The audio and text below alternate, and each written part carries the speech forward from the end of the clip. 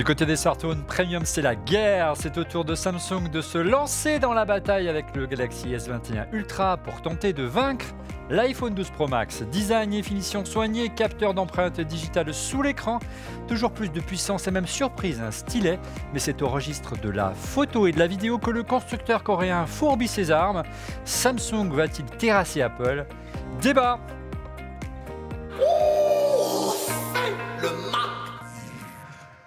Bonjour à toutes et à tous. Vous regardez On refait le Mac alias ORLM. Très heureux de vous retrouver pour notre débat high-tech hebdomadaire. Merci pour votre fidélité et n'hésitez pas à nous soutenir en vous abonnant, et vous pouvez nous abonner aussi au passage, à notre chaîne YouTube avec comme chroniqueur ici en plateau à mes côtés. Nous avons demandé à un vieil habitué de l'environnement Android et des smartphones de Samsung notamment, de nous donner son retour au sujet du Galaxy S21 Ultra. Anne Fan, fondateur du Journal du Geek. Bonjour Anne. Salut, Ça va comment bien? ça va? Tu l'as bien avec toi, le S21 Ouais. Ultra? Il est là. Bon, ça fait une dizaine de jours que tu l'utilises au quotidien? Exactement. Donc tu as du recul nécessaire. Assez, ouais, je pense, oui. Voilà. Et on a demandé notre spécialiste de la team On refait le Mac, le spécialiste notamment de Samsung et les achète chaque année, Stéphane Zibionissi, de nous rejoindre en plateau. Bonjour Stéphane. Bonjour Olivier, bonjour à tous. Alors tu ne l'as pas encore acheté cette fois-ci. Non, là j'ai que le S20, mais c'est bien pour comparer avec le S21. Voilà, ça tombe bien, notamment sur la photo, tu as ton petit et ton grand dada. Et enfin, en duplex, depuis Lausanne, depuis la rédaction de Mac Forever, Monsieur Didier Policani. Bonjour Didier. Salut les amis, vous allez bien? Oui, ça va bien. Alors, ça y est, tu l'as acheté ta Tesla? Je vois derrière le J'étais goodies. déçu, je pensais qu'on ferait une émission sur les voitures électriques, puis non, on a encore parlé de Samsung. Non, mais tu vas voir, c'est intéressant. Il ne faut pas que des fours à micro-ondes. Samsung fait des voitures. C'est sympa. Non, mais pour la voiture, je croyais que tu me dire, on ne va pas faire une émission sur la voiture électrique, on va en faire une. Tu verras, on essaiera de faire quelque chose dans une voiture d'ici quelques semaines. Les amis, passons à notre combat des chefs entre l'iPhone 12 Pro et le Galaxy S21 Ultra. Et on commence par en guise de, je dirais, de premier round sur le terrain de la sécurité et la méthode choisie par les deux constructeurs, vous allez voir, pour déverrouiller son téléphone. Alors, deux philosophies entre Apple et Samsung, capteur d'empreinte digital d'un côté, Face ID de l'autre côté. Dès que l'on prend en main ces deux téléphones, on prend vraiment conscience de deux approches vraiment à l'opposé entre les deux constructeurs. Entre autres sur l'iPhone, bien sûr, le célèbre Face ID, le système de reconnaissance faciale d'Apple, très sécurisé et que Samsung n'est pas parvenu à égaler, du moins pour le moment, et qui souffre aujourd'hui en revanche du côté d'Apple du fait que l'on porte, c'est dur à dire, le masque, et il faut donc utiliser un code. Alors que Samsung préfère de son côté utiliser un capteur d'empreinte digitale comme Feu Touch ID sur nos téléphones, mais cette fois-ci il est caché sous l'écran. C'était déjà une nouveauté l'année dernière, et c'est la fonction qui vous semble, en tout cas cette semaine, le plus, qui semble vous avoir le plus séduit sur notre sondage de la semaine sur le compte Twitter d'ORLM.tv. Jugez plutôt à la vue du Galaxy S21 Ultra, le dernier smartphone premium de Samsung. Que souhaiteriez-vous qu'Apple s'inspire pour équiper son prochain iPhone? Et vous êtes une large majorité à répondre Touch ID sur l'écran, suivi d'un téléobjectif x10 à 23,6%, un stylet 3,5% et un écran sans encoche 27,8%. C'est bien les bons chiffres? Je ne me suis pas trompé pour une fois? Non, c'est bon. Alors, le capteur sous l'écran du S21, il est très réactif, beaucoup plus réactif que l'année dernière. C'était un défaut qu'on avait listé ensemble, souviens-toi, Anne, quand tu étais venue dans l'émission l'an passé. Qu'est-ce que tu peux nous dire sur le lecteur d'empreinte digitale? En fait, c'est le nouveau capteur d'empreinte digitale qui avait été présenté au CES de cette année en virtuel par Qualcomm. Donc dès le mois de janvier, dès le mois de janvier. Ils l'ont intégré quelques semaines plus tard. Bon, enfin, j'imagine qu'ils négocient. Ils travaillent avec eux depuis un certain temps. C'est un lecteur d'empreinte de type ultrasonique, donc ça n'utilise pas la lumière justement pour reconnaître l'empreinte digitale, et ça marche très très bien. C'est assez impressionnant quand on passe du S20 au S21. Je peux vous montrer, alors je ne sais pas si on le verra, mais tourne encore un petit peu, voilà. C'est bon. Alors, il y a du vert dans ton truc, donc forcément ça incruste. Ouais, c'est immédiat. C'est quasi immédiat. Ouais. C'est vraiment rapide. Et c'est moins le cas avec le S20. Donc il y a un vrai progrès. C'était un petit défaut qu'on avait pointé du doigt. Ça progresse. Ça manquait de réactivité. Tu l'as dit, c'est un composant Qualcomm. On l'a dit, Apple continue, Didier, de miser sur Face ID, son système de reconnaissance de caractère, mais on l'a dit également, qui est bridé par le port du masque. Alors regarde, ça a pas mal réagi Didier cette semaine sur Twitter, notamment de Survolt T69, nom assez original. Je préférais avoir Touch ID dans le bouton latéral comme sur l'iPad Air 4 que de l'avoir sous l'écran ou bien au dos de l'iPhone caché derrière la pomme. Autre réaction d'un fidèle de Refait le Mac, Alan Tranouez. Touch ID, s'il est moins sécurisé que Face ID, non merci. Et la nouvelle solution de déverrouillage avec l'Apple Watch d'iOS 14.5 me va bien. Plus d'encoche, pardon. J'aimerais bien. Le stylet, je ne pense pas en avoir l'usage. Et le téléobjectif x10 serait ma top priorité. Didier, tu as testé la nouvelle fonction qu'a introduit dans iOS Apple, donc du moins dans la bêta, hein, ça reste une bêta, pour pouvoir déverrouiller son téléphone avec la montre. Bah oui, mais il suffit d'avoir une Apple Watch, mais tu me diras, il faut quand même l'avoir. Bah oui. Et puis surtout, donc, ça te permet effectivement de déverrouiller ton iPhone. Si ton Apple Watch est déverrouillé, en fait, ton iPhone va se déverrouiller automatiquement. Mais je dirais que c'est une fonction un peu entre deux, parce que déjà, ça marche avec tout le monde. C'est-à-dire, si tu prêtes ton téléphone et que tu es dans le coin avec ta montre, ça va se déverrouiller, donc c'est quand même pas très sécurisé. Ça marche pas avec les achats, ça marche pas avec Apple Pay, avec l'App Store. Et du coup, c'est vrai que ça sert juste, voilà, c'était dans le train, c'était en train de regarder ta liste de courses dans le supermarché, mais pour payer, tu vois, que tu utilises quand même beaucoup Face ID, c'est pas terrible. Il y a un truc quand même qui serait cool d'avoir, je trouve, c'est effectivement, Samsung l'avait déjà fait, c'est l'iris, parce que tu vois, le masque te masque pas les yeux. Et c'est étonnant qu'Apple, avec la techno qu'ils ont, ils aient pas réussi à faire une version, tu vois, quand même sécurisée avec le haut du visage. Je sais pas, arriver à faire quand même quelque chose avec ce masque, avec un petit peu d'intelligence artificielle, parce que je pense que c'était quand même possible. Je pense qu'on a un regard là qui est quand même assez spécifique, mais tu vois, ils ont peut-être pas encore trouvé la solution. Mais sous l'écran, je pense que ça va arriver. Hein. Toutes les rumeurs nous disent que ça va arriver d'ici la fin de l'année. Là, ils ont juste un mauvais timing, en fait, parce que les iPhones, ils se prévoient un an avant. Et là, je pense que quand ils faisaient l'iPhone, enfin le 12, là, c'était déjà trop tard, en fait. Il y avait déjà le Covid, quoi. Ouais. Alors que sur l'iPad Air de dernière génération, il est arrivé sur le bouton latéral, ça peut être aussi une option, hein, qui serait beaucoup plus économique. Mais plus ou moins, parce que maintenant, tu sais, les iPhones, tu appuies juste sur l'écran pour qu'ils se réveillent. Et du coup, s'il faut encore aller appuyer sur le bouton, ils pourraient le mettre aux deux endroits éventuellement. Mais je trouve que sous l'écran, c'est quand même pas mal. Là, tu vois, on voyait Anne qui faisait ça, son truc. C'est assez naturel, en fait, de faire ça. Ouais. Regarde, il y a une réaction Twitter à ton affirmation d'Inside Tree ou Insider tout simplement. Je n'imagine pas Apple mettre deux technologies de déverrouillage sur un seul appareil. Je ne changerai pas mon iPhone XR tant qu'il y aura une encoche. Stéphane, c'est vrai que c'est dans la tradition d'Apple de ne pas offrir le choix. Ils t'imposent Face ID, ils t'imposent Touch ID. Là, tu penses que tu es d'accord avec Didier, ils vont aller vers le Touch ID, ce que fait aujourd'hui Samsung à l'instar de ton téléphone? Le fait qu'ils fassent quelque chose dans une bêta un peu tirée par les cheveux via la montre et tout, peut-être ça les amène à penser qu'il faudra potentiellement multiplier les systèmes de sécurisation de nos téléphones et laisser le libre cours, comme c'est le cas sur les Android depuis longtemps. On avait le code, on a eu l'empreinte, on peut même quand même faire la reconnaissance faciale d'un certain moment. Voilà, on avait le code et on avait la forme aussi, je crois, de mémoire. Oui, il y avait la forme, le schéma. Le schéma, ouais. Le fameux schéma d'Android, c'est sympa d'ailleurs. Voilà. Et donc en gros, je pense quand même qu'à un moment, il faudrait qu'ils arrêtent de jouer les fortes têtes. Ils le sont déjà sur plein d'autres aspects. Là, quand même, on est tous pendant quelques temps au moins avec des masques. Et je pense que s'ils n'en tiennent pas compte, ne serait-ce qu'un tout petit peu dans la prochaine évolution, personne ne leur en voudra qu'ils aient 2 voire 3 systèmes, que sur un des 3 systèmes, ils soient peut-être plus performants que les Android, ce sera tant mieux. Ils l'ont toujours été. Il suffit de récupérer le composant de Qualcomm, ça doit pas être très très. Mais bon, ils étaient un peu fâchés. Oui, tout à fait. Ça. Non, ils ne sont pas du tout fâchés. Ils étaient un peu fâchés avec Ils étaient un peu fâchés, mais ils sont un peu réconciliés. Avec la 5G, moins maintenant. La 5G, en plus, aujourd'hui, cette semaine-là, Qualcomm a annoncé qu'ils avaient vendu plein de modems 5G grâce à l'iPhone, donc ils sont contents et ils sont main dans la main maintenant. Tant mieux. C'est quoi la tendance justement du marché du côté d'Android? C'est vraiment le retour en force de l'empreinte digitale? Ça a toujours été le cas, je pense. Ils ont même pas cherché. Ils ont essayé. Certains ont essayé d'imposer d'un nouveau système comme le capteur d'iris chez Samsung. Il y a la reconnaissance faciale 3D exactement la même que Face ID chez Huawei et tout ça. Ils ont tous essayé et finalement ils ont vu que leurs utilisateurs disaient finalement nous on a juste besoin de l'empreinte digitale.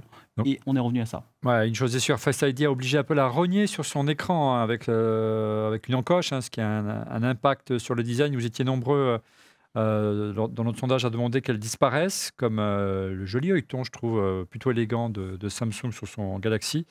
Je propose qu'on compare nos deux acolytes sur le plan du design et l'ergonomie cette fois-ci.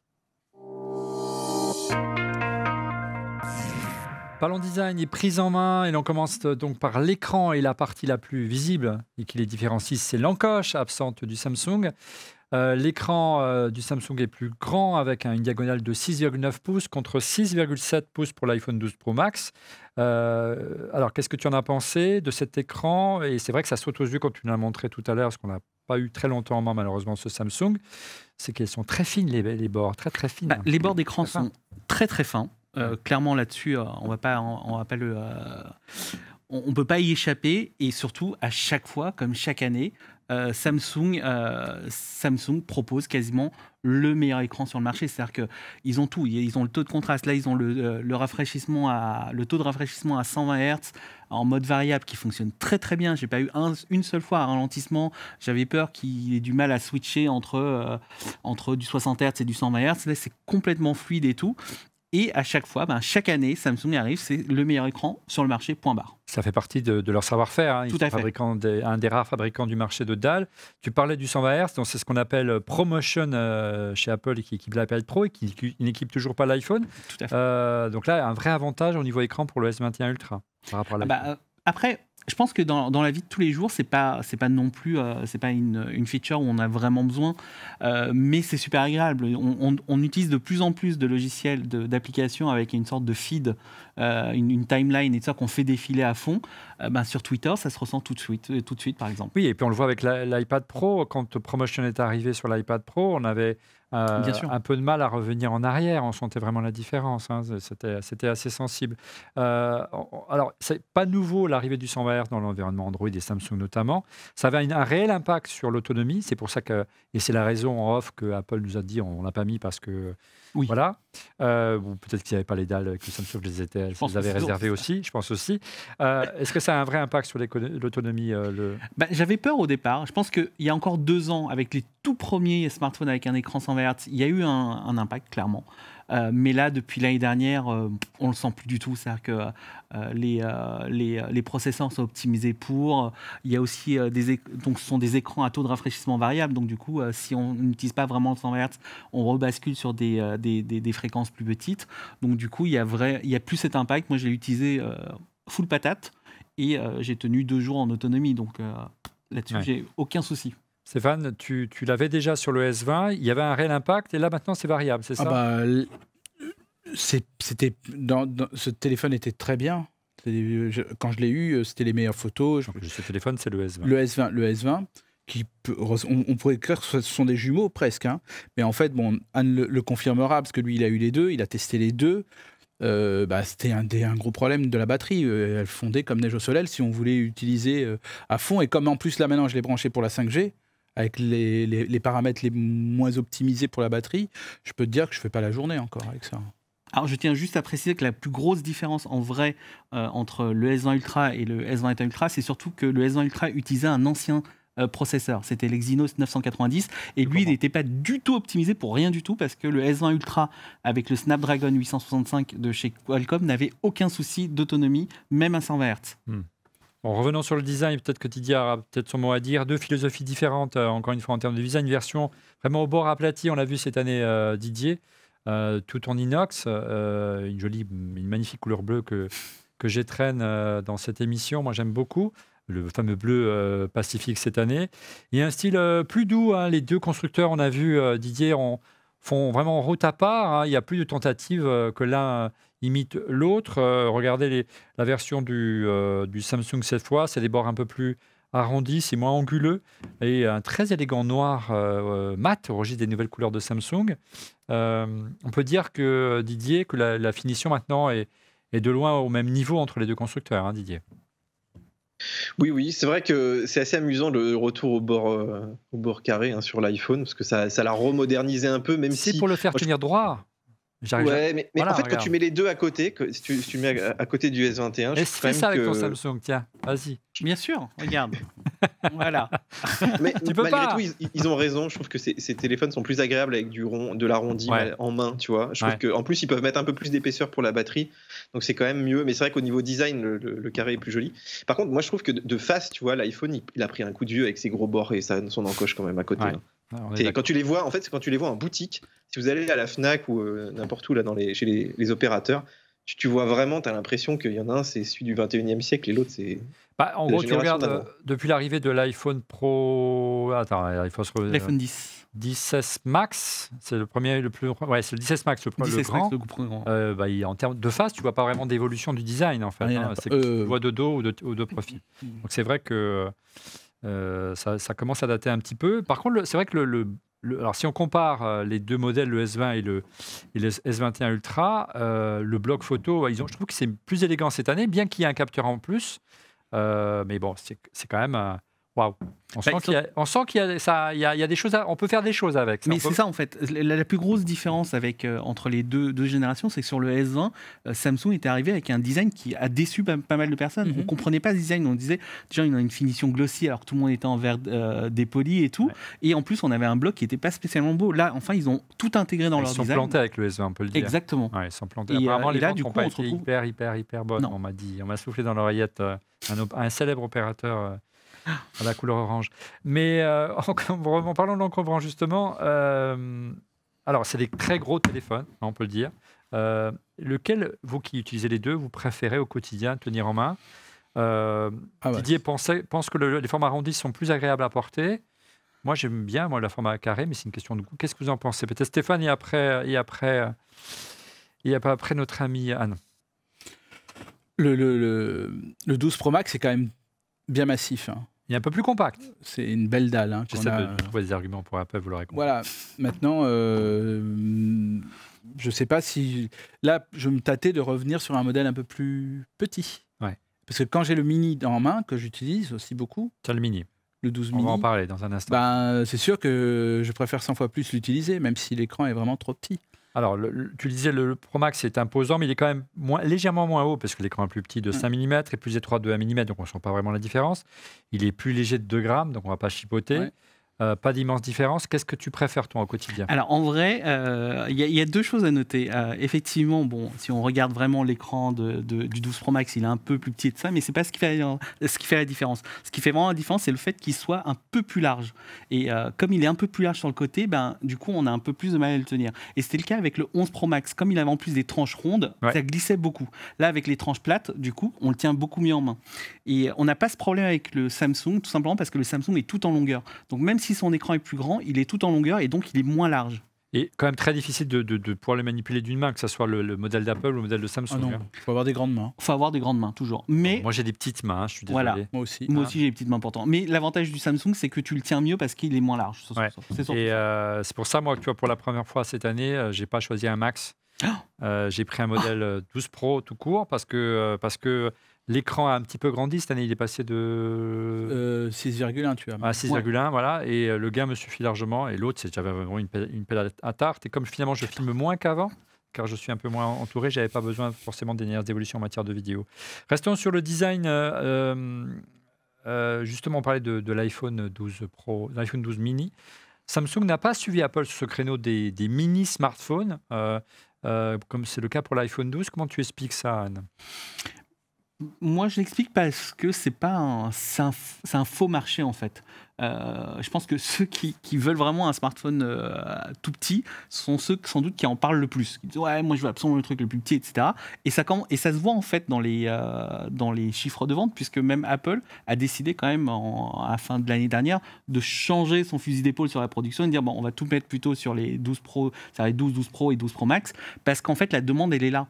Et, moi je comprends, j'adore les petits formats, que ça soit chez Sony ou chez Apple, mais il faut. Mais je pense qu'en fait, on représente une minorité. On a une minorité à côté de toi, Stéphane. Ah oui. Ouais, non, je trouvais ce petit super. Vraiment, c'est super. Ouais, je suis très content de l'avoir. T'es pas frustré Tellement. Bah non, mais en Moi, fait, je suis l'un est le clone de l'autre. Donc pour moi, j'ai voilà, tout ce qu'il y a sur l'un, c'est sur l'autre. Si j'ai l'un, j'ai l'autre. J'ai toutes les données, à part peut-être certaines applis de messagerie qu'on n'utilisera bientôt plus parce que voilà, ils nous piquent nos données, ou ils nous piquent nos données. Ils les exploitent d'une certaine façon. Ouais. Voilà, pas besoin de citer, c'est un autre sujet. Mais voilà, mais mis à part cette appli-là qui n'est pas synchronisée, le reste c'est synchronisé et c'est très bien. Mais non, moi c'est le week-end, c'est très bien. Je mets ça dans ma poche et j'ai tout ce que je veux. Didier, tu confirmes, on en avait parlé ensemble, je crois, il y a 15 jours, que le 12 aurait quelques difficultés, effectivement. D'ailleurs, on voit pas mal de promotions fleurir en ce moment autour du Mini. Oui, c'est ce que j'allais dire. En fait, il faudrait qu'il baisse un gain de prix. Ah oui, il est très cher. Ouais. Si cher tu commences à mettre 900 € dans un téléphone, tu veux pas un mini-écran. Donc, aussi pratique soit-il, à ce prix-là, tu te poses la question. Je pense que c'est plus le positionnement qui n'était pas très bon. Moi, à mon avis, ils auraient dû surtout... Enfin bon, les ventes du 12 ont été bonnes, hein, mais ils auraient dû laisser le 12 comme successeur du 11, si tu veux, et puis rajouter cette entrée de gamme mini et pas remplacer le 11 par le 12 mini, finalement. Parce qu'en termes de tarifs, ça colle pas bien, quoi. Et puis, on pourrait se dire, Anne, que concernant les téléphones plus compacts, Samsung tente d'autres voies avec les écrans pliables. Oui, bien sûr. Bah, eux, ils sont comment dire, des grands défenseurs des écrans larges. Donc forcément, les écrans pliables, ils en ont déjà. Ils proposent déjà des smartphones comme le Z Fold 2. Donc le Galaxy ou le Z Flip, bien évidemment. Est venu tester avec nous et c'est sexy. Et c'est vrai c'est tout petit, hein. C'est grand comme un... C'est tout petit. C'est tout petit, mais assez grand finalement. Donc c'est les deux en même temps. Donc je pense que c'est exactement ce que les personnes recherchent. Et après, il faut voir aussi qu'en Europe, on a tendance à préférer les petits écrans, alors qu'aux États-Unis et en Asie, on préfère vraiment les grands écrans. Donc du coup, avec l'ADN de Samsung qui est quand même plus asiatique, forcément, ils ont peut-être cette orientation qui est un peu plus et on grand en écran. est où en termes de vente? On sait que c'était encore un petit peu cher. Ça décolle ou pas? Pour les ventes de pliables. Ah non, mais pour l'instant, c'est trop cher. Ça, on parle de 2005 à chaque fois. Même 1005, le Z Flip, le Z Flip est à 1005, donc il est quand même pas 800-900 € là, le Z Flip, non? Ah non, bah maintenant, oui, un an après. Ouais. Mais quand il est sorti, il était à 1499 €, hein, donc c'était quand même super cher. Finalement, le Mini n'est pas si cher que ça. Non, voilà, le Mini, c'est moitié prix. Non, mais en plus, il y a un truc qu'il faut vraiment prendre en compte aussi, c'est qu'il ne faut pas oublier que donc nous, on a la chance d'avoir 1, 2, voire 3 smartphones, donc on peut en Switch, etc. Maintenant, le consommateur moyen, il a un téléphone.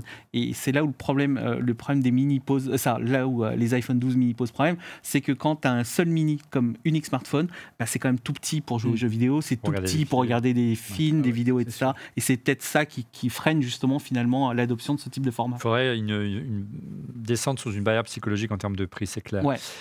Didier, regarde, on a une réaction ou un vœu de la part de notre tweetos Maxime alias @papatech, la suppression du Lightning, il part de l'iPhone bien sûr, pour l'USB-C, c'est l'un des points forts du S21.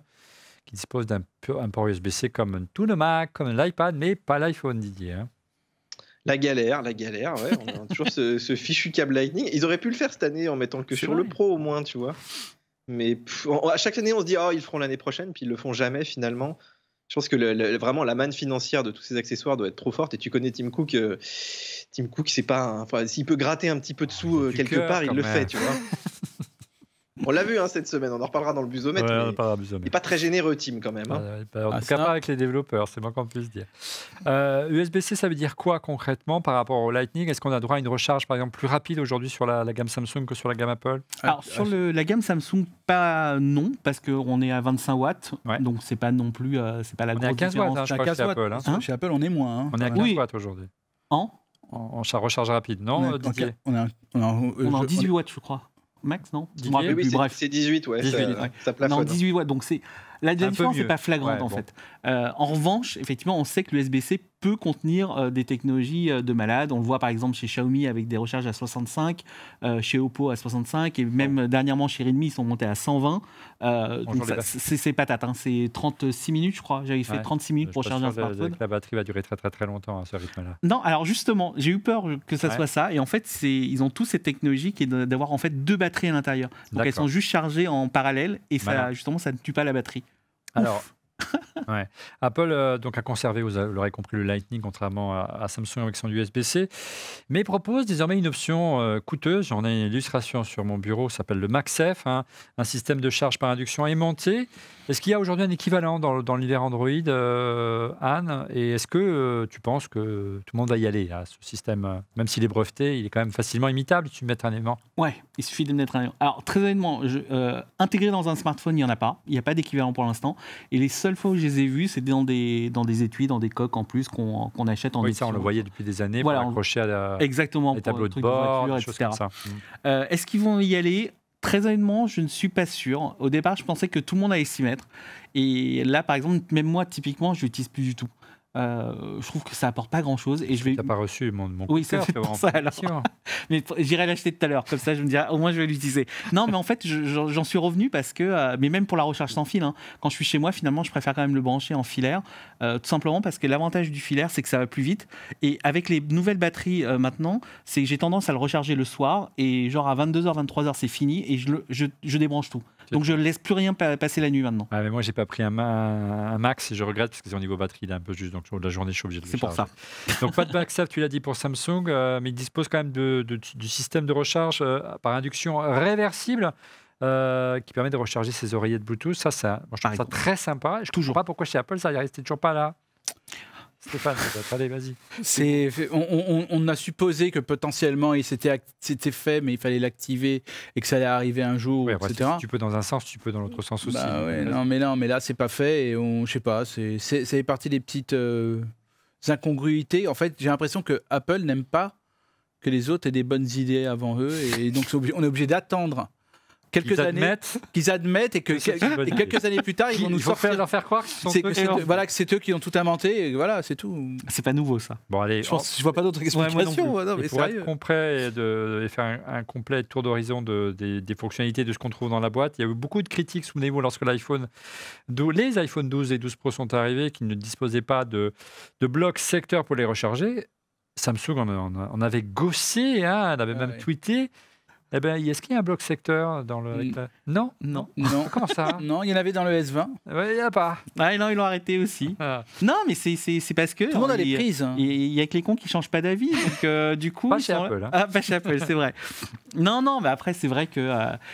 en revanche, quand même, il faut noter que les S21 par rapport aux S20 coûtent une centaine d'euros moins cher. Oui, ça c'est bien. Ah ouais. Et donc du coup, je me dis quand même que pour 100 euros, tu peux t'acheter ton bloc secteur que tu veux de la mort qui tue. Ou réutiliser un que tu avais. Ouais. Voilà. Par contre, il faut quand même un peu de puissance. Il ne faut pas un bloc secteur. Oui. 25 watts, ça va. Alors voilà pour un large tour d'horizon des impressions à la sortie de la boîte du Galaxy S21, son design, mais qu'importe le flacon pourvu qu'on ait l'ivresse, bien sûr, notamment au registre de la prise de vue, le point fort de ce Samsung. On en parle après le busomètre. Didier, les busomètres, les rumeurs et actualités qui ont le plus buzzé cette semaine sur le site Macweather. Et oui, Olivier, alors on va commencer par évidemment l'Apple Car, qui est le nouveau marronnier. Je pense qu'on va en parler toutes les semaines maintenant. Parce qu'il y a des annonces. Et je pense qu'ils sont vraiment, vraiment actifs sur le segment. Donc là, voilà, c'est un accord a l'air d'être plus ou moins signé avec Hyundai Kia. Et donc là, la dernière rumeur en date, c'est que la voiture Apple serait uniquement autonome. Voilà, ce ne serait pas une voiture que tu peux conduire, donc peut-être plutôt des utilitaires ou des voitures qui sont destinées à des taxis, des petites flottes d'entreprises. Ce qui est assez décevant, on voulait tous une Tesla made in Apple, mais ce serait peut-être pas le cas. Alors il faut se méfier parce qu'en fait on a comme des rumeurs tous les jours qui disent des fois un peu tout et son contraire. Mais en tout cas, tu vois, il y a une petite usine Kia aux États-Unis. Ils ont l'air quand même de vouloir investir là-dedans. Ils auraient investi 3,5 milliards. Je ne sais pas si tu imagines ce que ça représente quand même. Ils auraient investi 3,5 milliards. Parlons encore au conditionnel, mais c'est vrai que voir Apple arriver sur le marché des flottes d'entreprises ou sur le marché des taxis ou des Uber, j'ai du mal. Je passe les amis, mais on parle quand même d'une voiture qui est censée arriver d'ici 4-5 ans. Donc, je pense qu'ils veulent éviter de mettre tout de suite des humains dedans Il vaut mieux Déjà, tester sans les humains. Aujourd'hui, il ne peut pas vendre une voiture autonome. Hein. Oui, bien sûr. Il faut. C'est compliqué. C'est compliqué. On l'a vu avec Tesla qui oblige de mettre les mains sur le volant. Exactement. Il y a 5 niveaux. Il y a bien les 5 niveaux d'autonomie, de toute façon. Et donc, le 4 et le 5, on ne va pas les avoir avant quelques temps. Ouais, donc, il vaut mieux se concentrer, je pense, que sur ce genre de trucs. C'est bien. Parce qu'ils ne vont pas pouvoir concurrencer de toute manière les autres qui se lancent à fond dedans. Donc, oui, et puis la valeur ajoutée d'Apple, ce n'est pas forcément d'adresser les entreprises. C'est plutôt des produits, entre guillemets, grand public. Donc, ce serait plutôt une voiture pour, pas monsieur et madame tout le monde, mais un peu j'imagine le prix aujourd'hui. J'imagine le prix. Tout à fait. La question, c'est pourquoi ils n'ont pas racheté Tesla, Didier. Oui, mais tu sais que Hyundai, c'est pas un mauvais pari, parce que sur l'électrique, ils sont très très forts. Et là, en exploitant, parce qu'il y avait une rumeur qui disait qu'ils allaient exploiter aussi l'architecture de Hyundai, qui est quand même à peu près au niveau de Tesla en termes d'efficience. Ça fait partie des voitures qui ont les meilleures autonomies du marché. Donc pour eux, si tu vois, ils avaient juste à faire un peu le système entertainment, les 2-3 petites choses qui tournent autour de l'écosystème Apple, ça pourrait être envisageable de sortir quelque chose assez vite finalement. Ils auraient un vrai partenaire industriel en tout cas. C'est clair. Allez, seconde info, rumeur.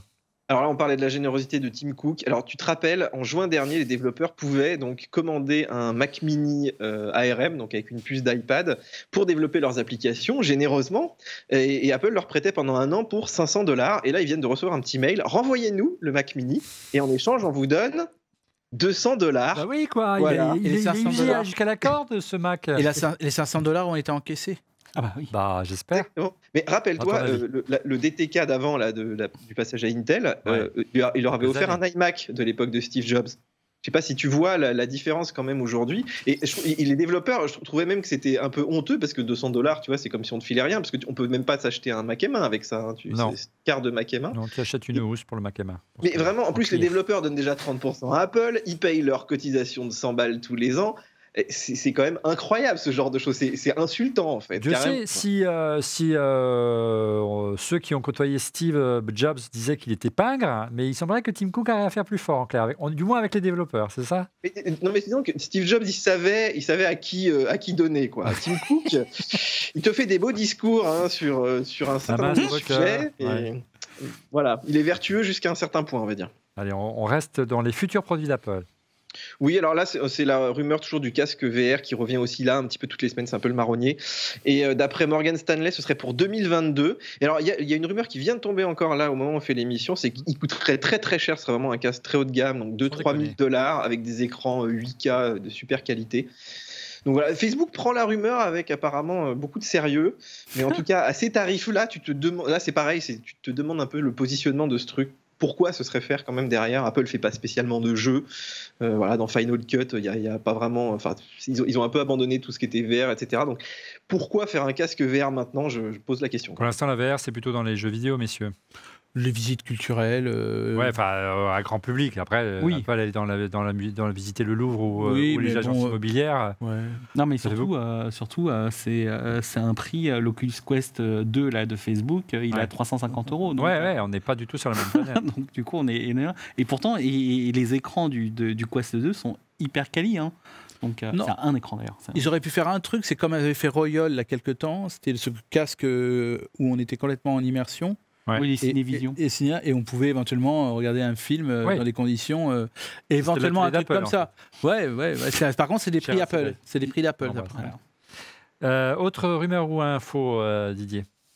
Alors ça c'est plus intéressant déjà puisque Apple donc recrute des ingénieurs pour travailler sur des nouveaux produits de santé. Donc ce serait peut-être pas l'Apple Watch, tu vois, Apple pourrait te faire je sais pas des balances ou des petits trackers un peu plus légers, je ne sais pas. Mais en tout cas on pourrait avoir toute une gamme qui pourrait sortir. Ouais, moi ça me paraît pas impossible, hein, vu que Tim Cook c'est un petit peu son dada quand même la santé et sachant qu'il travaille avec des universités, des labos et tout, ce serait pas impossible quoi. Du grain à moudre pour le français WeThings. Dernière info ou rumeur? Oui, alors on en a déjà parlé effectivement dans l'émission, c'est que cette semaine, il y a une bêta d'iOS 14.5 qui est sortie avec pas mal de petites nouveautés. Par exemple, tu sais, la fonction griffonner sur l'iPad, maintenant elle est traduite en français. Voilà, tu as des petites options dans pas mal d'applications d'Apple et tu as cette fameuse fonction qui te permet de déverrouiller ton iPhone avec un masque, sous réserve d'avoir l'Apple Watch évidemment. Mais il y a beaucoup de gens qui attendent ça. Moi, j'ai fait une petite vidéo pour montrer, tout le monde était là, mais comment est-ce qu'on récupère la bêta? Enfin, je pense que les gens, ça les saoule maintenant de taper le code toute la journée. Et donc, c'est bien vu de la part d'Apple quand même de sortir ça maintenant. On aurait aimé même un peu plus tôt, finalement. Et question que je ne sais pas posée tout à l'heure lorsque tu en parlais, en amont de cette mission, enfin au début de cette émission, si c'est une autre personne que toi qui est sur Face ID, qui prend ton téléphone et tu es à côté avec l'Apple Watch, ça déverrouille aussi ou pas? Donc, il faut bien te méfier à qui tu donnes le téléphone, parce que ça le déverrouille. Par contre, depuis la montre, tu peux le reverrouiller. Donc, ça bypass Il complètement voit Face juste ID. quelqu'un qui a un masque, mais c'est tout. Quoi. Donc, C'est quand même le système que sur le Mac, en fait, quand tu déverrouilles ton Mac avec... Et je pense que c'est pour ça qu'ils n'ont pas activé les achats et tout, c'est que c'est vraiment une version un peu dégradée, du coup. Mais bon. C'est pas fou qu'ils n'aient pas pensé à utiliser ne serait-ce que la moitié de la tête. Ouais, c'est ce qu'on disait tout à l'heure. C'est un peu compliqué, peut-être voir c'est les iris, quoi.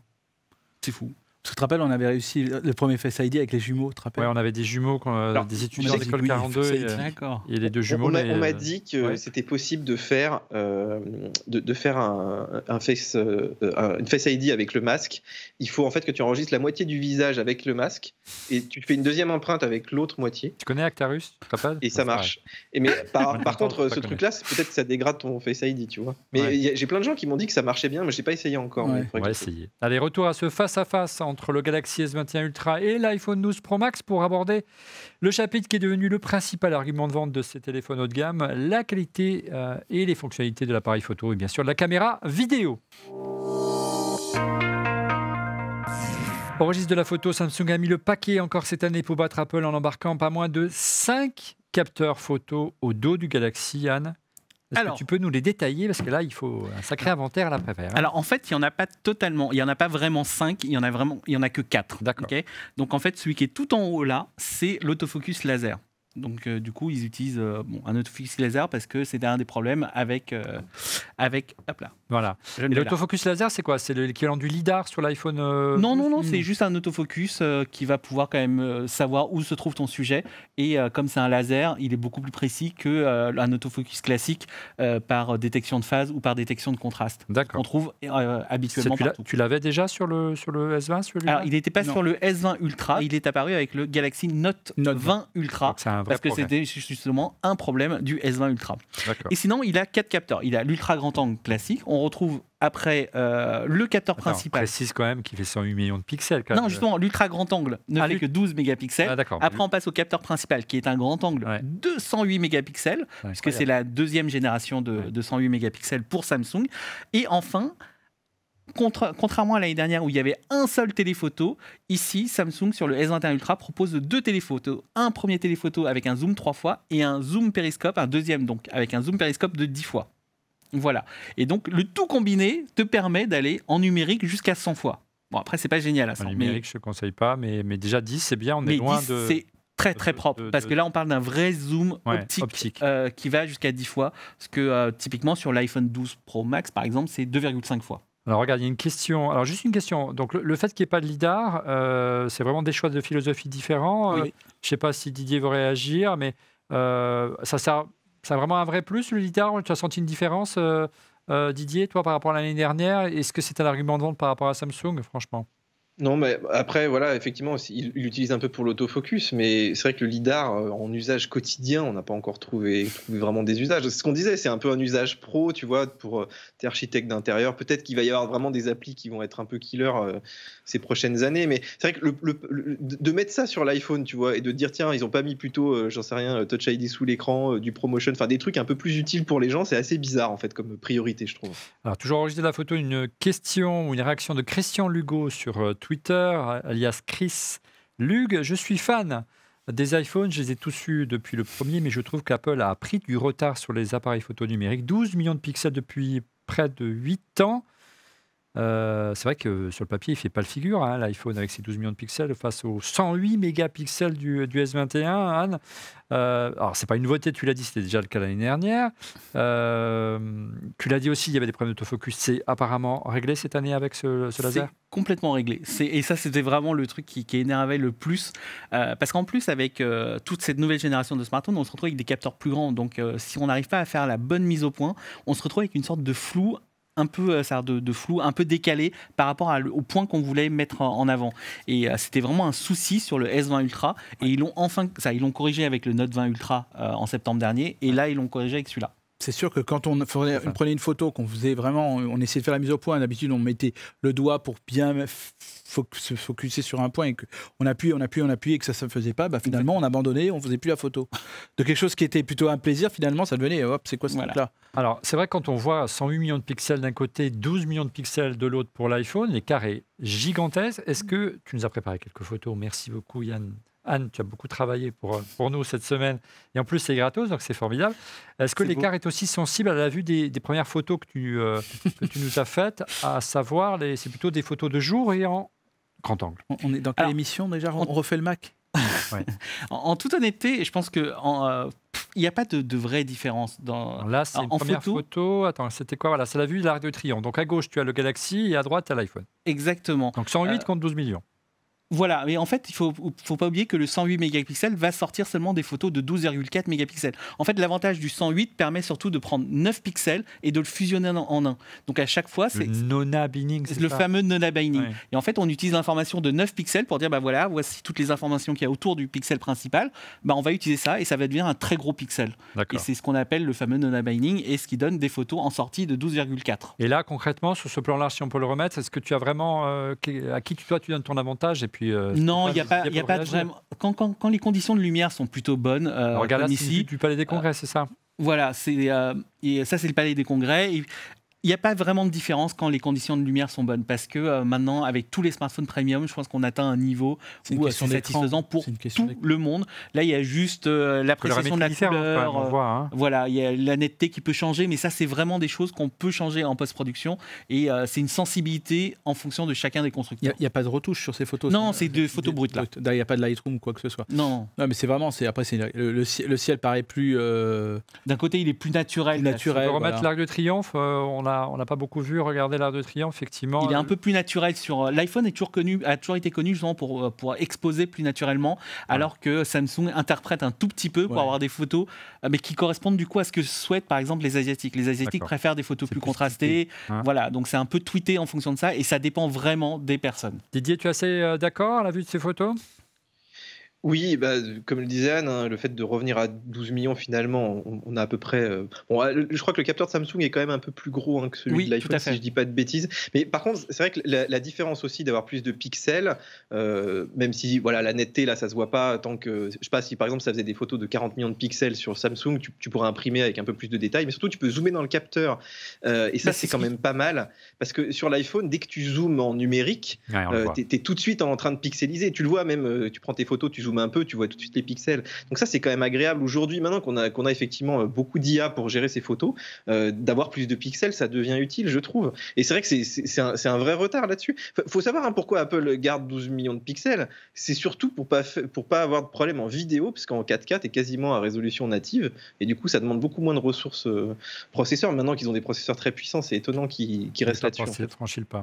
On sait qu'Apple avait historiquement du retard sur Samsung en mode basse lumière, notamment la nuit. Souviens-toi, Stéphane, chaque fois que tu faisais des comparatifs, tu pointais du doigt ce point-là. Et puis depuis maintenant un peu plus d'un an, le mode nuit est arrivé. Il y a l'équivalent du côté de Samsung, j'imagine. Oui, tout à fait. Le même mode nuit. Et en toute honnêteté, je pense qu'ils s'en sortent tous de la même manière. C'est-à-dire que c'est pas non plus... c'est pas non plus flagrant. Donc là, c'est très sombre quand même. Ouais, là c'est très sombre et je voulais exprès parce que en fait, comme je savais que le soleil se couchait à cet endroit-là, c'était pour voir comment il s'en sortait au niveau des basses luminosités. Et donc, si on n'active pas le HDR, on voit quand même que là-dessus, la dynamique peut-être de l'iPhone est un peu supérieure parce qu'il comprend un peu mieux les informations dans les ombres, alors que Samsung, comme ils ont une tendance à surcontraster, du coup, on voit moins les détails dans les zones d'ombre. Donc là, c'était une photo assez sombre. Celle-ci, elle est mieux éclairée. On voit qu'il y a l'éclairage public, donc c'est la mairie de Paris. Alors, qu'est-ce que vous pensez de ces deux clichés? À gauche le Galaxy, à droite l'iPhone? Encore une fois, c'est en termes de détails purs et de netteté, je dirais c'est quasiment kiff-kiff. Sur ce genre de photos, en plus ça va finir sur le web ou sur des trucs comme ça, on ne va pas voir de différence. La seule vraie différence, c'est vraiment l'interprétation des couleurs. Là, on voit que l'iPhone essaie d'être plus naturel, alors que Samsung essaie d'interpréter les lumières jaunes de l'hôtel de ville pour essayer d'avoir un résultat un peu plus magnifié, ouais. Tu confirmes, tu retrouves un peu le style Samsung dès que tu vois une photo, tu dis tiens, ça c'est fait au Samsung. Hein. Oui, comme on peut reconnaître pour le Huawei également. Ouais. Mais c'est sûr qu'il y a On sent qu'il y a quelque chose. Après, c'est une question de goût, voilà, tout simplement. Et c'est vrai que, comme le disait Anne, c'est vrai qu'il y a la course au nombre de pixels, et je pense qu'on arrive un peu au bout. Hein. C'est comme la taille du processeur également, hein, l'épaisseur du processeur. Je pense qu'à un moment, on ne pourra pas descendre ou aller un peu trop haut.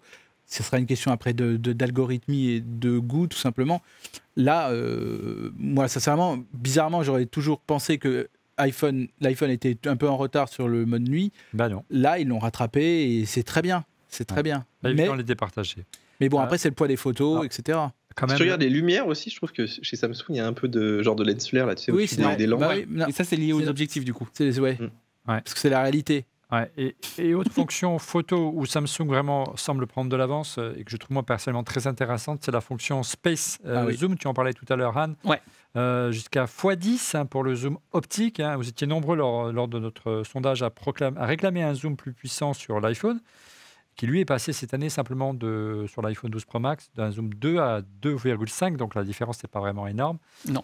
Alors comment Samsung est-il parvenu à un ratio de grossissement aussi élevé? C'était déjà le cas l'année dernière, mais ils ont une techno différente. Hein. Exactement, c'est la technologie qui est apparue avec Oppo et Huawei il y a 2 ans, qui est le fameux zoom périscopique, ou périscope, je ne sais jamais.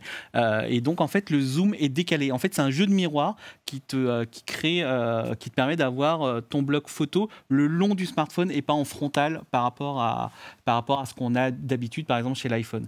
Et du coup ça permet effectivement d'atteindre des zooms assez conséquents. Le seul problème d'un zoom périscopique, c'est que du coup, à cause de ce jeu de miroir, on perd en luminosité. Et c'est pour ça que Samsung et Huawei sont arrivés avec un zoom optique intermédiaire, le fameux x3. Donc il y a deux. Exactement, qui permet de se dire que pour des zooms de proche distance, on va dire, on va utiliser le truc classique, l'optique 3 fois, pour avoir le plus de lumière possible. Et c'est seulement quand on va vraiment taper très très loin qu'on va prendre plutôt l'autre qui ferme, qui prend moins de lumière. Alors, roulement de tambour, on a impatient de voir le résultat. Ça donne quoi en image, Anne? Tu nous as préparé des choses. Attention! Voilà, presque.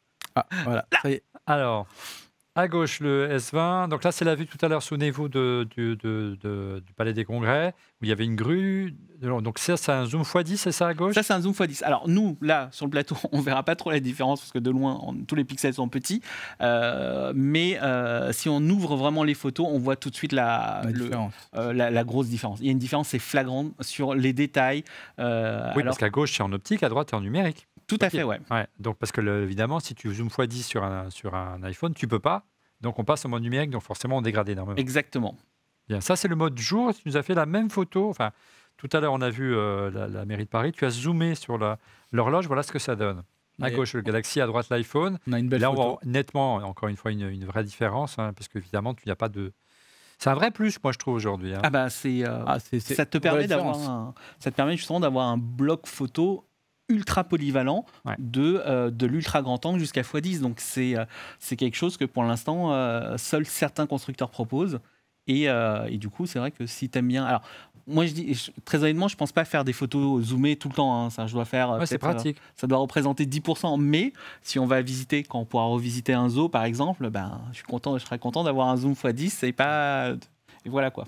Donc là, il y a une vraie avance, une valeur ajoutée à choisir Samsung par rapport à Apple. Ouais. Sur le zoom, est-ce que tu es convaincu, Didier, sur ce point-là? Oui, totalement. Et surtout, bon, après, ça dépend des usages. Hein. Il y a des gens qui n'ont pas forcément besoin de zoom, mais dès que tu te balades un peu dans des endroits où il y a des jolis paysages, où tu veux zoomer un peu, ou tu vois, tu visites une ville aussi, il y a des monuments, des trucs un peu sympas au loin. C'est clair que ça fait la différence. Tu rajoutes déjà ce capteur là qui a plein de pixels, donc tu peux zoomer dans le capteur. Plus en plus, ce zoom optique hyper puissant, ça rajoute quand même. Là, il n'y a pas longtemps, on a fait une vidéo sur un télescope, donc on était de nuit, tu vois, voilà, on regardait les étoiles. C'est très dur de filmer les étoiles avec un iPhone, par exemple, parce que déjà, bon, en mode vidéo, t'as moins de lumière qui rentre, mais en plus, t'as quasiment pas de zoom, donc tu peux même pas filmer la Lune correctement, tu vois. Et là, c'est vrai que le Samsung est bien meilleur là-dessus. Donc ouais, mais ils ont pris une belle avance. Mais en fait, c'est drôle, Apple, parce que ils y vont vraiment par petites touches sur la photo et la vidéo. Ils ont des très bons algos derrière, mais t'as quand même l'impression que... Dès qu'il s'agit de remettre en cause un petit peu leur calendrier industriel et leur architecture... ça coince un peu, l'impression, chez Apple. Alors, quand ça se passe comment en termes d'interface? On le voit qu'on passe du 3 au 10, attendez, je vais te le montrer. On a, je crois, une petite vidéo. Vas-y, si tu veux la commenter. Ben, il y a ici une petite vidéo. Voilà. Regarde, je crois que c'est un Galaxy. Ouais. En gros, tu as juste des icônes sur le côté, tu as une icône, voilà, et tu bascules très rapidement. Alors en fait, il y a des raccourcis qui sont x06, soit x0,6, x1, x3 et x10. Ça, ce sont les premiers raccourcis que tu peux accéder via un simple bouton. Et après, effectivement, tu as une molette. Si tu laisses ton doigt appuyé, tu as une molette qui apparaît. Et là, tu choisis jusqu'à x100. C'est l'optique. Voilà. Et x100, tu le conseilles ou ça... Non. Ouais, x100. C'était la lune, comme moi. Non, ça c'était pas terrible. Par contre, là c'est un peu mieux par rapport au S20 Ultra, clairement. C'est de la survente inutile. Voilà. Sur le Huawei, c'était assez bluffant. Sur le Huawei, c'était pas x50. C'est x40 sur le. C'est déjà pas mal. 40 x 50. Pas mal. Dans tous les cas, ça, par exemple sur un S21 Ultra, je vous conseille de vous arrêter à x30. Donc avantage à Samsung pour la photo. Qu'en est-il maintenant de la fonctionnalité vidéo Samsung veut marquer les esprits une nouvelle fois avec une résolution 8K, supérieure à celle de l'iPhone en 4K. Alors, en clair, c'est de la vraie 8K ? C'est de la vraie 8K à 24 fps, je crois, c'est ça. C'est de la vraie 8K, tout simplement. Le seul hic là-dedans, c'est que c'est de la 8K croppée et non stabilisée. Ouais. Donc du coup, ça permet quand même de se faire sortir des photos de 33 mégapixels, c'est pas rien.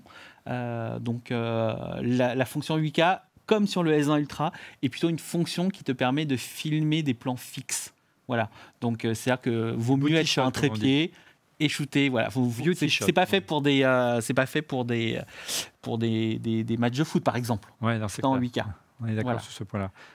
Mais oui, on est d'accord pour ce point-là. De toute façon, tu peux pas les filmer les matchs de foot. Hein. Tu peux plus aller au. Oui, je peux plus y aller pour quelques temps. Ouais, encore un petit peu. Mais c'est quand même un truc en plus. Non plus d'ailleurs, même avec les télés. Oui. Non, mais c'est quand même on a l'état de l'art quand même de la vidéo et ça remplace sans problème des belles caméras qu'on pouvait éventuellement avoir dans les studios, même si c'est. Oui, tu as bien raison. Mais écoute, on verra bien. À noter, en revanche, après pour la vidéo, en dehors de la 8K, Samsung a vraiment mis le paquet sur la 4K. Et on est capable maintenant de dire que le Samsung se rapproche énormément de l'iPhone sur les capacités vidéo. Bon, Didier, il faut que tu répondes. Est-ce que la 8K te semble vraiment utile ? Est-ce qu'on n'aurait pas plutôt tendance, quand on est un vidéaste comme toi, à tourner plutôt en 4K, en 30 ou en 60 images par seconde ? Est-ce que c'est vraiment un argument qui te touche, toi, en tant que vidéaste, le fait qu'on puisse filmer en 8K ?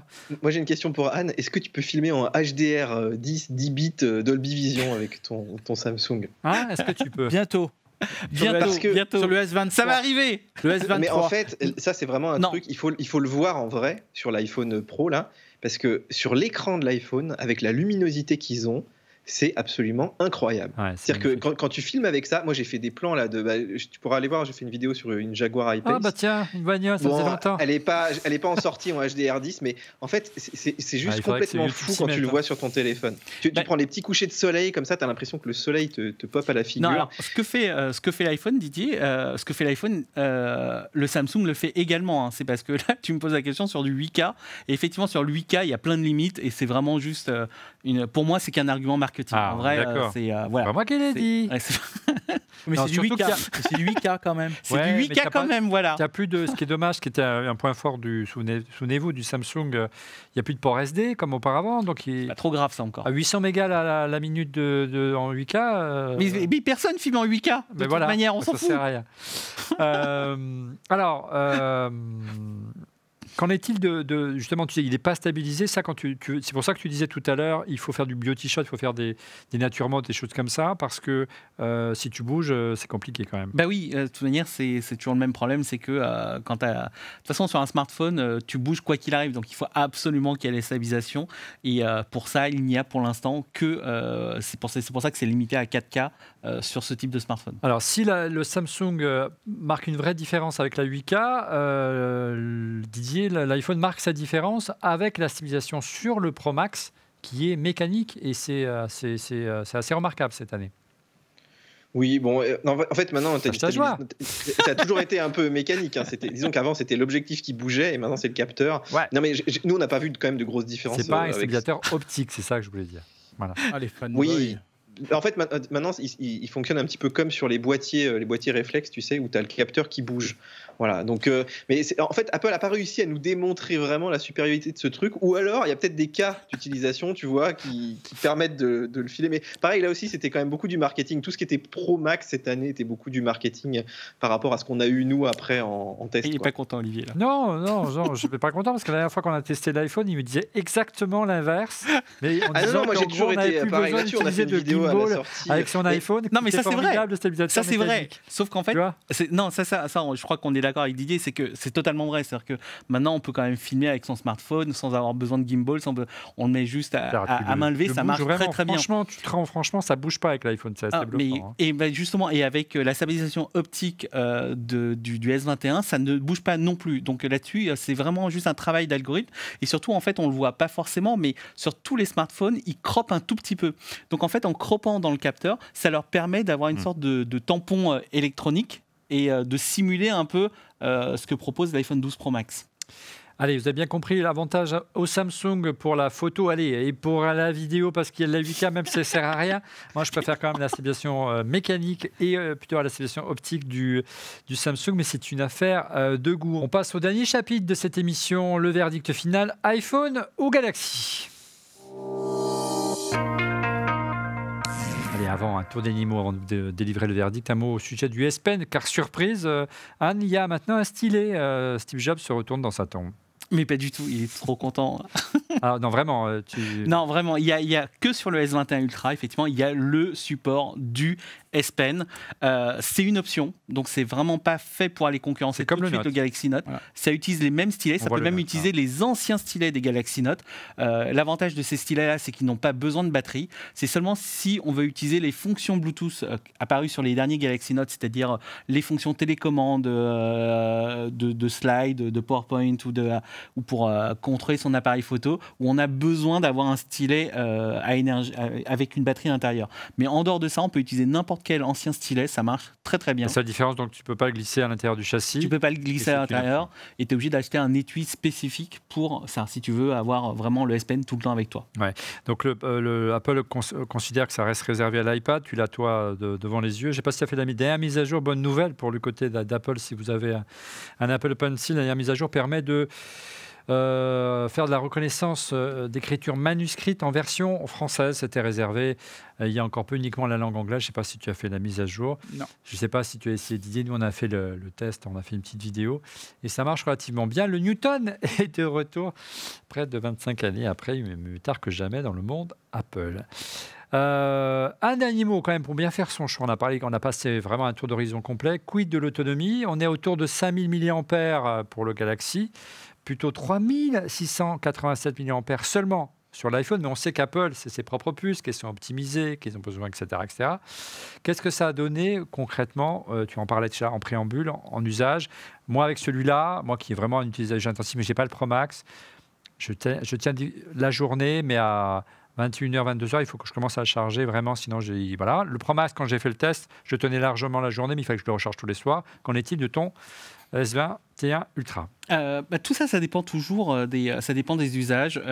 Si je devais compter en temps d'écran, par exemple, sur une journée, que ça soit dans mon usage, personnellement, donc ton usage n'est pas comme le mien, sur le 12 Pro Max ou sur le S21 Ultra, je tenais entre 7h et 8h de temps d'écran dans la journée. Ce qui est énorme en vrai. C'est-à-dire que, t'imagines, c'est-à-dire que je me lève à 8h du mat, c'est-à-dire que jusqu'à 16h, je me retrouve quand même avec l'écran tout le temps allumé, ce qui n'est jamais le cas. Ouais. C'est-à-dire qu'en l'utilisant vraiment bien, ça pousse vraiment. Donc moi, j'ai pas vu de différence entre les deux. Même si au niveau des chiffres, on a l'impression que Samsung est supérieur, en fait, dans la réalité, les deux se valent complètement et je sais que c'est vraiment l'Exynos qui a vraiment changé la donne entre l'année dernière et cette année. C'était le défaut du S20. Ah bah là, clairement, je pouvais dire, moi, je crois que j'ai jamais tenu une journée avec le S20 qui était mon téléphone secondaire. Ouais. C'est-à-dire qu'en gros, il y avait juste le flux des notifs, les photos, des vidéos, de temps en temps pour regarder un ou deux matchs ou des vidéos, mais pas plus parce que l'écran quand même, c'était très agréable. Mais là, ça n'a jamais fait la journée, ça ne fait jamais la journée d'ailleurs. Ouais, pour conclure, Didier, quand on se dit que 1300 mAh de plus, c'est énorme, pourtant on a encore vraiment qui est proche, on se dit qu'Apple pourrait se lâcher un petit peu plus quand même sur les batteries. Bah oui, surtout que cette année, tu vois, comme ils ont changé de design, ils n'ont pas voulu faire un téléphone trop gros. Du coup, bah, c'est vrai qu'ils ont malheureusement rogné un peu sur la batterie. Et on le sent à l'usage. Hein. Moi-même, qui est le plus gros, là, bon, je tiens toujours la journée, mais sur les pros, tu vois, bah, je trouve que c'est pas aussi bien qu'avant. Et bon, mais ça a toujours. En fait, ils étaient revenus quand même à des batteries tout à fait correctes là, ces dernières années. Et puis là, tu repères encore, tu vois. La dictature du design et de retour. Et attention, parce que là, pour l'instant, on est tous quasiment tout le temps en 4G. Et quand on passera en 5G, on va tous se prendre une charge. Hein. Donc, exactement. Et là, ça va faire mal. Hein. Là, ça va faire mal. Là, par exemple, je suis en 5G parce qu'on est en dehors de Paris. Sur le S20, ouais. Sur le S20, je peux te dire, là, en gros, quand tu veux être en 5G, tu dois plus être en économie d'énergie ou quoi que ce soit. Sinon, tu n'as pas assez. Et là, je te dis, moi, je l'ai chargé avant l'émission pour ne pas être pris de court. Pour faire bien séance. Bah voilà, exactement. Ouais. Et je sais d'avance que voilà, je perdrais un bon tiers de batterie à cause de. Et sur l'iPhone, tu sens vraiment un boom aussi quand tu es en 5G. Ah oui. Mais non, je peux pas parce que là, j'ai la double SIM, mais sur l'autre, oui, sur le mini, oui. Ouais. On parlait de la 5G, c'est de la vraie 5G millimétrique sur le oui, sur les deux, oui. Ce qui n'est pas le cas de l'iPhone. Hein. Non, ce qui est pas voilà, donc c'est que les versions américaines qui n'est pas encore arrivée en France, millimétrique, mais qui arrivera d'ici 1 ou 2 ans. Et on n'a toujours pas la 5G quand on a la double SIM. Ah, moi, je l'ai pas. Didier, je l'ai pas. Didier, la bêta. Ça arrive dans la prochaine mise à jour. Ouais, la bêta le fait. Voilà. En tout cas, je l'ai pas. Ouais, par contre, moi, j'ai pas testé parce que j'ai plus d'abonnement 5G là, mais a priori, ça devrait arriver. En tout cas, tu vois, il va y avoir plusieurs bêtas, donc on va pouvoir le tester si ça marche pas sur la bêta. Ouais. Mais en fait, c'est un blocage qu'il y avait aussi sur Android avec le modem Qualcomm, et a priori, il devrait être débridé aussi. Je sais pas trop sur Android si ça a été fait ou pas, mais je pense que ça vient plus de Qualcomm que d'Apple en fait, ce truc. D'accord. Et ils ont ce point commun. Allez, comparons le dernier point, mais d'importance entre ces deux modèles, c'est le registre du prix. Tu le disais en préambule tout à l'heure, Anne, Samsung a baissé ses tarifs. Regardez par rapport à l'an passé. Le ticket d'entrée est désormais de 1259 contre 1349 € l'année dernière, donc un bel effort. Mais ça reste quand même le même prix que l'iPhone 12 Pro Max 128 Go. Ils ont toujours tous les 228 Go. Par contre, dès qu'on prend des versions un peu plus costauds avec 256 Go ou voire 512 Go de mémoire, l'écart se creuse jusqu'à 190 € d'écart pour le très haut de gamme. C'est un vrai argument de vente. Ah bah bien sûr, parce que surtout que sur Samsung, ils ont enlevé le port micro SD. Ouais. Et tu dis, ils ont enlevé le port micro SD, sauf que sur le S21 Ultra, pour 50 € de plus, tu passes automatiquement à 256. Ouais. C'est pas les 100, je crois que c'est 110, non? Il y a une différence de 110 ou 120 €. Et c'est pas négligeable. Donc je trouve que là-dessus, après on savait qu'Apple chargeait très fort sur la mémoire de toute manière, que ce soit sur les Mac ou les iPhones. Mais bon, du coup, ça enlève un peu l'épine du port micro SD en moins. Allez, dernier point, et avant que chacun d'entre nous donne son verdict, une question de Chouinard Pen sur Twitter. Quelle est la moyenne des versions d'Android peut-on avoir sur les téléphones Android ou Samsung à comparer à l'iPhone? C'est vrai que le point fort, quoi qu'on en dise, on critique souvent Apple sur l'obsolescence programmée, on s'aperçoit qu'ils ont une grande durée de vie, peut-être pas la batterie, mais en tout cas on peut installer iOS de manière, plusieurs versions. Qu'en est-il du côté d'Android en général et de Samsung? Est-ce qu'on peut avoir 5, 6 versions différentes d'Android comme on pourrait avoir 5 ou 6 versions d'iOS? Non, je crois que c'est limité à 3 versions seulement. En fait, ils se calent sur ce que propose Google avec ses pixels. Donc du coup, c'est bien, mais on est loin effectivement de ce que propose Apple. Apple, peut-être parce qu'Apple maîtrise tellement mieux son écosystème, donc du coup ils sont capables de le proposer. Tu vois, sur le Samsung, il me semble que là, les derniers c'était le S10, la gamme des S10, ils ont pu passer à One UI 3.1, donc avec Android 11 là-dessus. Donc c'est plutôt sympa. Sur l'iPhone, quand on est sur l'iPhone 6S, 6S, c'est le 6S qui peut encore aller sur iOS. Donc une machine qui date de 2006. Ouais, donc c'est un peu plus. Un peu plus que l'iPhone est sorti en 2007. 2007, autant pour moi. Une année près. 2016, autant pour moi. 2016, oui. Waouh, je fatigue. Alors, verdict, messieurs, tu as les deux. Tu as l'iPhone Pro Max depuis presque 6 mois maintenant, depuis quelques jours. Est-ce que ton cœur balance entre les deux? Est-ce que tu as fait ton choix? Ouais, du coup, je suis allé vendre un rein et comme ça, j'ai les deux. Et c'est parfait. Non, Non, blague à part. en vrai de vrai, il n'y a pas de... On sait qu'il y a une différence de système d'exploitation, Oui, de philosophie importante. il y a l'OS, il y a l'affinité avec l'OS, etc. Le seul truc que je peux vraiment dire, c'est qu'aujourd'hui, le S21 Ultra, c'est le meilleur smartphone Android Oui, sur le il a 6 mois marché. d'avance. Avant, peut-être février-mars. Voilà. Donc ils ont 2 ou 3 mois comme ça. Comme chaque année, on Comme dit- chaque année. J'ai l'impression qu'on dit exactement les mêmes choses. Mais c'est comme l'iPhone. L'iPhone 12, c'est le meilleur iPhone jusqu'à présent. Bah, C'est un peu ça, ouais. non, mais non, c'est pas ça, mais c'est lequel on utilise à la fin. Oui, c'est la vraie question. Bah, Les le deux. truc, c'est que Toi, depuis des années, tu utilises les deux en parallèle. ouais. Tu privilégiais le Samsung plutôt pour la photo et la vidéo, Et quelques vidéos, quelques jeux. surtout la vidéo. La vidéo, mais quelques jeux pour les gosses, etc.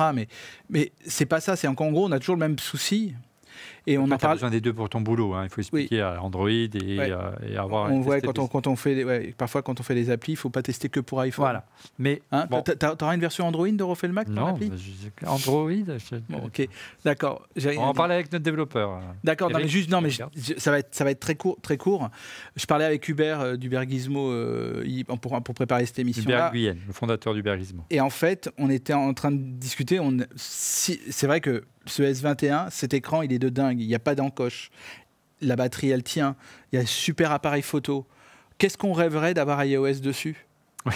C'est Je vois tout. Voilà. C'est la seule chose. Heureusement, qu'on peut il dire. reste iOS. Ce sera Voilà, la seule le chose. verdict de On le cette répète, émission. je le répète encore plus et encore plus.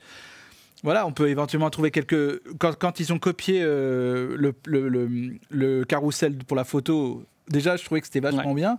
C'est-à-dire qu'ils copient. Qui continue de copier. C'est pas grave, on peut pas l'en tenir rigueur, hein, je pense, on sera Bah d'accord. Parce qu'on aura. Qu'ils copient iOS, c'est pas grave. Nous, on sera contents, et ben on basculera. Mais si c'est le cas, si un jour c'est le cas, il y aura plus beaucoup de gens qui vont acheter des iPhones et la valorisation de plus de 2000 milliards de dollars, elle tombera à 200 milliards. Bon, Bon, Didier, c'est la crois pas fiction, trop, hein. mais- Mais ça arrivera jamais, ce que je dis, malheureusement. Didier, le mot de la fin. Bah oui, Olivier, tu sais que quand on est sur l'iPhone depuis des années, qu'on a acheté toutes ces applications, qu'on a Apple Music, qu'on a le AirDrop, enfin tout cet écosystème Apple, c'est vrai qu'on a du mal. C'est pas juste un appareil photo un peu meilleur qui va te faire changer d'église. Donc voilà, moi je pense pas qu'il y ait vraiment de concurrence entre les deux. Comme disait Anne, c'est plutôt voilà, quand tu es sous Android, tu choisis aujourd'hui un modèle plutôt qu'un autre. Après, c'est vrai que on en parlait un peu tout à l'heure, mais c'est vrai que parmi les testeurs, parmi même les gens qui sont très accros un peu à tous ces smartphones, moi je sens quand même une certaine lassitude ces dernières années. On sent que le produit est mature, qu'il n'y a plus trop d'évolution, et du coup finalement acheter un iPhone, tu vois aujourd'hui un iPhone, même un 10S, un 11, finalement ça passe vu les usages. On n'est plus du tout sur des grosses fonctionnalités vraiment révolutionnaires chaque année en fait. Ouais, il n'y a plus forcément une killer feature qui fait que on ressent immédiatement le besoin de changer. C'est tant mieux pour le pouvoir d'achat et c'est tant mieux pour la longévité de nos téléphones et pas de changer chaque année. C'est plutôt bon pour l'environnement également. Oui, c'est vrai. Ce sera le terme de cette émission ou presque, puisqu'on enchaîne avec vos coups de cœur. Allez, on commence avec Didier, puisque c'est le plus loin et c'est lui qui commence le coup de cœur de cette semaine. Et oui, Olivier, alors je sais pas si tu te rappelles, je crois que c'était l'an dernier ou il y a 1 an et demi, je t'avais présenté un petit projecteur de poche. Voilà, de chez Philips qui s'appelait le PicoPix Mini, je crois. On a passé Et à l'émission de Noël, ouais, c'est ça, oui. Regarde, il tient dans ma main. Et celui-là, c'est le Max. Alors, j'ai mis un petit peu de temps à faire le test, qu'on l'avait avant la sortie, puis là, je l'ai publié il y a quelques semaines.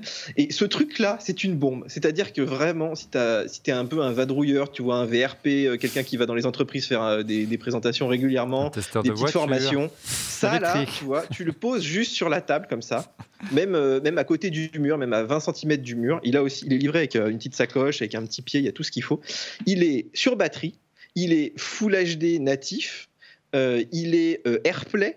Non. Et il a une autonomie, on va dire 1 heure si tu regardes un film vraiment avec beaucoup de luminosité et 2-3 heures si tu fais en mode écho des petites présentations statiques.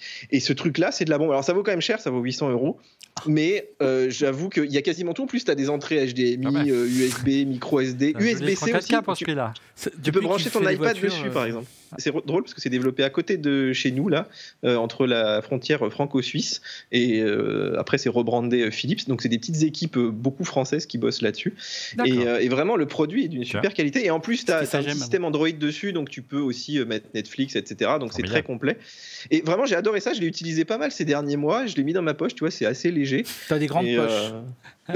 C'était des cargo pants là. Ça marche bien, Mac Forever, dis donc. Tant mieux. Merci. Mais très beau produit, voilà. Philips PicoPix Max, et ça coûte 800, 900 €. Ok, on va l'essayer, on va voir si on peut en tester. Stéphane, de ton côté, ton coup de cœur? Il coûte un peu moins cher parce qu'il faut juste un accès à Internet. Et encore?